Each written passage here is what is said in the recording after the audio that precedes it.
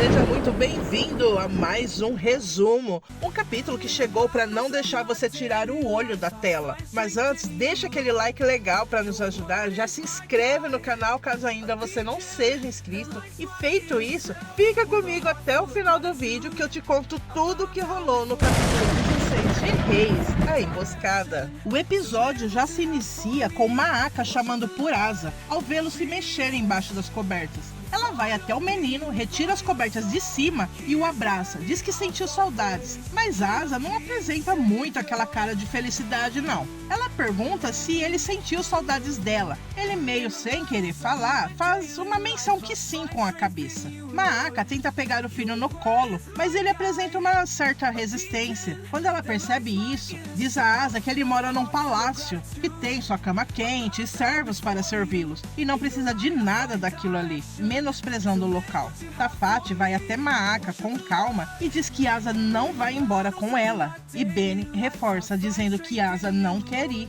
Neste momento, Maaka chama pelos guardas e manda que os prendam. Asa, quando vê a ação de Maaka, entra meio que em desespero e pede que ela não machuque eles, que ele só irá embora se ela soltá-los. Maaka, como a boa cobra que é, tenta acalmar o neto, dizendo que nada vai acontecer com eles, ninguém ali vai se machucar se não tentarem fugir. Na cena seguinte, quando Naara chega com Onri, Jeroboão pergunta onde Naara estava e pede que Onri e Siloé saiam. Mas ela diz que não. Se o rei quiser falar com ela, terá que ser na frente de testemunhas.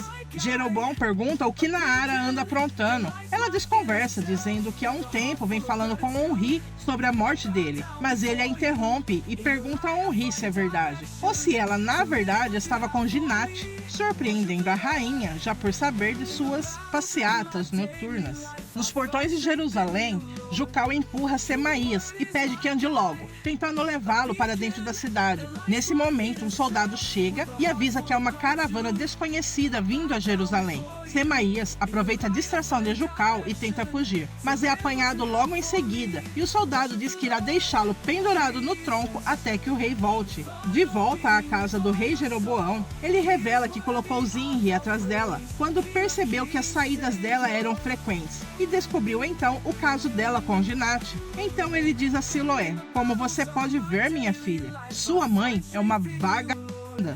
Naara, já não aguentando mais, ela olha direto para Jeroboão, ri debochadamente da cara dele e diz: filha? Que filha, Jeroboão? Ainda diz que ele não deveria chamá-la assim, já que Siloé não é filha dele, mas filha de Ginate, deixando o rei desnorteado, juntamente com Siloé, que fica sem entender nada. Jeroboão não quer acreditar e diz que é mentira, mas Naara diz que não é de agora que ela se encontra com Ginate, pois ele é o único homem que ela amou, que ela sempre amou, e debocha ainda mais dele. Como é que você se sente sabendo que a única filha que o ama é filho de outro? Jeroboão ameaça, diz que vai matar Ginate. Naara diz que se ele matar Ginate, tudo o que conseguirá é matar o pai de sangue de Siloé, mas não mudará o fato de que ela não é filha dele. Quando Siloé sai, Jeroboão manda prender Naara. Em Jerusalém, Jucal tenta prender Semaías no tronco e ainda zomba dele, falando para ele pedir para Baal e Aserá ajudá-lo. Nesse momento, um vendaval invade a cidade, soprando tudo e todos para longe, inclusive a chuva. É Micail, que foi enviado por Deus para ajudar o profeta Semaías. Jucal é arrastado pelo vento, tenta segurar-se na espada fincada no chão, mas sem sucesso. Quando o vento para e todos saem correndo, Semaías aproveita a oportunidade e foge. No acampamento beduíno, Maaka chega à tenda de Ana e a encontra lá. Quando vai xingar ela, é abordada e feita refém por Anani. Quando ela começa a gritar por Abias, Anani diz que ele foi dar um passeio com Jeús. Então Anani manda os soldados soltarem todo mundo, ameaçando a vida da rainha mãe. Na cena seguinte, Jeús segue, levando Abias amordaçado, empurrando-o, pedindo para que ele ande logo. Azarias vai atrás, implorando a Jeús para não ser como ele. Não precisa se vingar. E pergunta a Abias se ele está arrependido do que fez.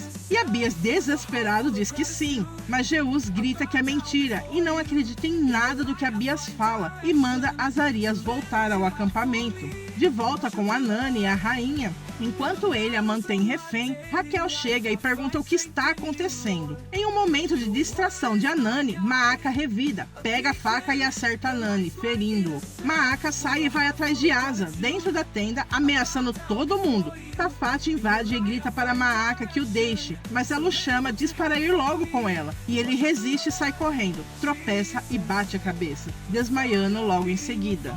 Maaca, ameaçando todos a não se aproximarem de Asa, pega o menino no colo e, sem resistência de mais ninguém, o leva com ela. Ana decide ir junto, pois não quer deixar Asa sozinho e não quer que mais ninguém sofra. Jeus leva Abias para perto do rio e Abias implora por sua vida, pede que Jeus não o mate. Diante do irmão ajoelhado, Jeus joga sua espada no rio. Diz ao rei que não irá matá-lo, mas diz a ele para não se atrever a pisar em Jerusalém de novo. Abias, confuso, pergunta como assim? E Jeus o interrompe e diz ao irmão que está dando a chance dele viver de novo e manda atravessar o rio e não voltar nunca mais. Quando Abias diz que isso não tem cabimento, que não irá conseguir se virar sozinho, Jeus diz que isso não é problema dele e começa a acusá-lo. Você matou toda a minha família. Demonstrei mais misericórdia do que você merece, Abias. Mas Abias grita e diz que fez isso porque sequestrou Ana. Jeus então diz que ele iria acabar matando a Ana de tristeza, salvou a vida dela e o manda embora para ele sumir antes que mude de ideia. Abias começa a sair, mas ele olha para trás e pergunta a Jeus quem vai ficar no lugar dele, se é ele, Jeus. Jeus diz que é claro que não, mas Asa assumirá o trono. Abias volta atrás e diz que não vai a lugar nenhum. Na cena seguinte, uma caravana chega aos portões de Jerusalém. Uma figura real aparece. Ele pede perdão por aparecer sem avisar, mas é de suma importância conhecer de perto esse reino que é tão singular. Ele então se dirige aos irmãos do rei e pergunta: e vocês devem ser os príncipes de Judá? E Salomite pergunta quem ele é. Ele diz que é um parente próximo. Em discussão ainda com Abias, Jeus diz que chega, que ele já deu as alternativas do rei. E Abias diz que não sai de lá. Mas Jeus é enfático, diz que não vai deixá-lo tomar Ana de volta, não depois de saber do monstro que ele se tornou. Abias o desafia, que então ele vai ter que matá-lo. Mas como ele sabe que Jeus não é capaz de fazer isso, não irá fugir do seu próprio reino. Eles começam a discutir então. Jeus joga na cara de Abias tudo que ele é, tudo de mal que ele fez. Abias, já não aguentando, empurra Jeus e os dois entram em um combate corpo a corpo. Jeus não quer machucar o irmão, então pede que ele pare, mas Abias insiste, falando que Jeus sequestrou sua rainha. Abias, parecendo estar com a vantagem, começa a estrangular o irmão, mas Jeus pega uma pedra e o acerta na cabeça, derrubando o rei e o deixando desmaiado. Na casa de Tibni, Onri chega e ao entrar pede desculpas a Tibni e diz que o rei descobriu tudo. Os guardas pegam Ginate e o levam preso. Quando Tibni tenta impedir, Onri diz que talvez Siloé possa interceder por ele e revela que ela é filha dele com a rainha Naara, deixando Tibni sem saber o que falar. Então ele e Efá vão atrás do pai. Na cena seguinte, quando Jeus vai saindo, Abias acorda e vai para cima dele. Mas Jeus pega uma adaga e o esfaqueia, o incapacitando. Abias olha para ele e pergunta como ele pode, e Jeus diz que ele não vai conseguir tudo o que quer. Não dessa vez. Quando Jeus sai, abandonando o irmão para morrer sozinho, Abias pede que quando ele morrer, que jogue o corpo dele no rio e pede por favor, e mais uma vez diz, joga o meu corpo no rio, e desfalece ali mesmo. Em Israel, quando Siloé chora e pede por favor, Ginate e Naara são levados até Jeroboão e colocados de joelhos. Siloé continua a clamar, por favor, pai, por favor. Jeroboão olha para a filha e pede que ela nunca mais o chame assim, deixando Siloé desolada. Tibni também tenta interceder, pede clemência pelo pai, mas Jeroboão o manda escolher ser fiel ao rei ou ao pai, deixando claro que se ele escolher o pai, será tratado como traidor. Enquanto Siloé conversa com os pais, Jeroboão perde a paciência e diz chega, e pede que Onri faça, que mate os dois. Tanto Siloé quanto Tibni entram em desespero. Pede por favor para ele não fazer isso. Henri tira a espada e hesita. A tempestade volta. Enquanto Henri hesita, Siloé pede por favor ao marido para não fazer isso. Henri se volta ao rei e diz que por amor a Siloé e ao Tíberi não pode fazer isso. O rei diz que se ele não fizer, outro fará, e ele sofrerá as consequências. Henri enfatiza que não irá matar os pais de sua esposa. Então o rei ordena que matem Henri. Nesse momento, Tíberi escapa das mãos dos guardas, pega a espada e junto com Henri acabam com eles. Siloé e Efá desamarram Ginate na Ara. Henri diz ao rei que não queria isso, e Jeroboão diz que eles acabaram de decretar a morte deles. Enquanto tentam sair, Jeroboão pega uma faca e arremessa, acertando a cabeça da rainha Naara. Ela cai ali mesmo, chocando a todos. Siloé tenta chamar a mãe, mas Henri atira apressadamente de lá. No meio da tempestade, Jeús coloca o corpo de Abias no rio, mas enquanto a chuva cai sobre o rei, Abias acorda. Com Maaca já em Jerusalém, Asa ainda se encontra desmaiado. Ela pede que o coloquem no quarto e Ana no quarto de Abias. Nesse momento, Tafate chega e Maaca pede que a prendam. Enquanto tentam prender Tafate, Ábida aparece, pede mais respeito com a filha do rei Salomão. Tafate se livra dos guardas. Ela e Bazemate fogem. Na cena seguinte, quando Jeús vai saindo do rio, Abias o ataca por trás, derrubando-o. Mas Jeús consegue se desvencilhar do abraço de Abias e devolve o golpe a ele. Grita para ele que chega e segura Abias, enquanto se debate desesperado. Jeús diz para ele: acabou, meu irmão, acabou. E assim, Jeús vai tirando sua força, respiração, enfim, sua vida. Enquanto Abias finalmente morre, Jeús o tira do rio, ajoelha-se diante do corpo do irmão e chora de sofrimento, de angústia, de raiva, de dor.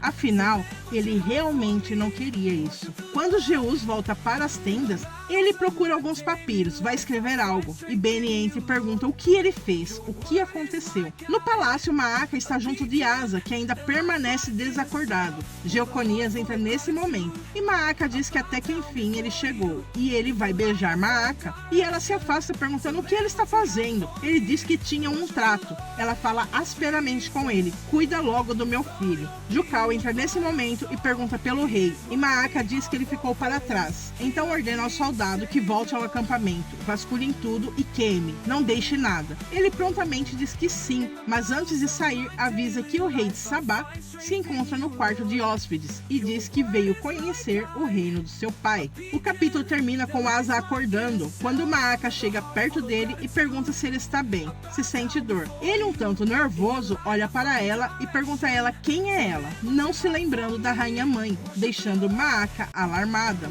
E esse resumo termina por aqui. Se você ficou até aqui, deixe seu like, se inscreva no canal caso ainda não seja inscrito. Deixe nos comentários, está tudo indo como você esperava? O que espera para os próximos episódios? Compartilhe e nos ajude a crescer, para fazer mais e melhor para você. Até a próxima. Tchau!